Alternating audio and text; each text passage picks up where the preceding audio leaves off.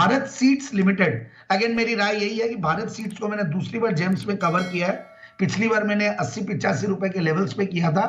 एक बढ़िया ग्रुप की कंपनी, ग्रुप में बता दूं शारदा मोटर्स वाली ग्रुप जो है, उन्हीं की जो दूसरी मतलब सेपरेशन के बाद रोहित रेलन ग्रुप जो एनडीआर ऑटो, उसको भी मैंने कवर किया हुआ स्टॉक को। एक साथ बहुत बड़ा मूव ये स्टॉक दे सकता है क्योंकि थोड़ा स्टॉक लिक्विड कम है।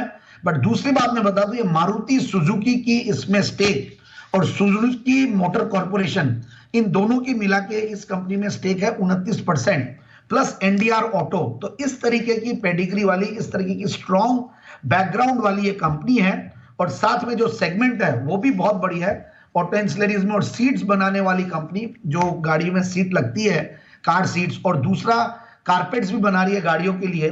तो एक मुझे बहुत ही इंटरेस्टिंग ये कंपनी लगी और मैंने इसलिए आज जेम्स में कवर किया, दूसरी बार इनफैक्ट किया आज।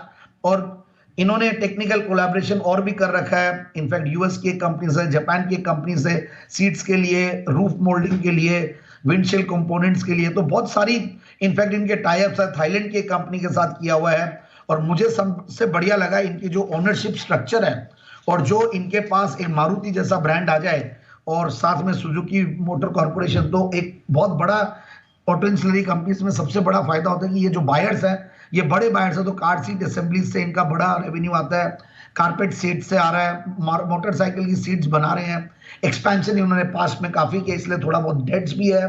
रेलवेज पे सरकार का फोकस है, तो रेलवेज में भी इन्होंने काम किया है। इन्होंने इनफैक्ट एक पेटेंटेड प्रोडक्ट है रेलवेज के लिए, इन्होंने मॉड्यूलर बर्थ इंडियन रेलवेज के लिए डिजाइन की हुई है, उसकी एक इनके पास पेटेंट है। सो ओवरऑल गुजरात में इन्होंने प्लांट लगा रखा है। और मैं लास्ट टाइम जब दिया था तभी भी ये सारी जिक्र किया था कि एक स्ट्रॉन्ग क्रेडिट रेटिंग्स भी कंपनी की है, जो कि बहुत इंपॉर्टेंट होता है एक छोटी कंपनी में, जो 500-550 करोड़ की रेंज की कंपनी होती है, वहां पे देखना। और अब फंडामेंटल्स पे आते हैं तो वैल्यूएशन ज्यादा महंगे नहीं है। 18 का रिटर्न ऑन कैपिटल एम्प्लॉयड, 16 का रिटर्न ऑन इक्विटी, पिछले 3 साल में प्रॉफिट की कैगर 20%, सेल्स की कैगर 21%। और मैं देख रहा था क्वार्टरली रिजल्ट्स, तो क्वार्टरली रिजल्ट्स भी बढ़ के आए और हाईएस्ट एवर टीटीएम बेसिस पे प्रॉफिट्स कंपनी बैठी हुई है और 1000 करोड़ का टॉप लाइन क्रॉस करती है, that is again very impressive. और शेयर होल्डिंग पैटर्न जैसा मैंने बताया कि ये स्ट्रॉन्ग शेयर होल्डर्स तो है ही है, और थोड़ा बहुत डीआईआईज और कुछ रिनाउंड इन्वेस्टर्स इन्वेस्टेड है। तो मुझे लगता है कि स्टॉक को इन लेवल्स पे ले 190-195 का टारगेट्स लगाए, और 250 का भी ये हाइज बनाया हुआ है, और 204 का 52 हाइज है, तो 195 का टारगेट।